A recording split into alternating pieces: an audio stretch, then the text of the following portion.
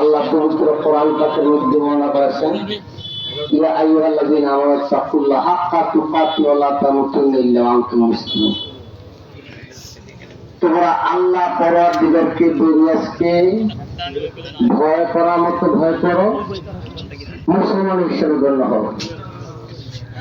তো আমার জামাই ফুলমিয়া যে নাকি দোষের খেদমত করেছেন এবং দোষ যে যেখানে ডাক দিচ্ছেন তার সেবা করার জন্য চেষ্টা করছেন, আমি সকলের সামনে আমরা সকলেই এ পর্যন্ত যে আলোচনা করছি, আল্লাহ পাক যাতে আমাদের খেদমত যে করেছে, খেদমত করো, সৃষ্টির খেদমত করো, সবচেয়ে একটা রহস্য হলো ওই খেদমতকার হিসাবে যাতে আল্লাহ তাকে কবুলা মঞ্জুর করেছে এবং এর সাথে সাথে জান্নাত নসিব করেছে বলে আমি সামনে দিকে বলবো। আসসালামু আলাইকুম।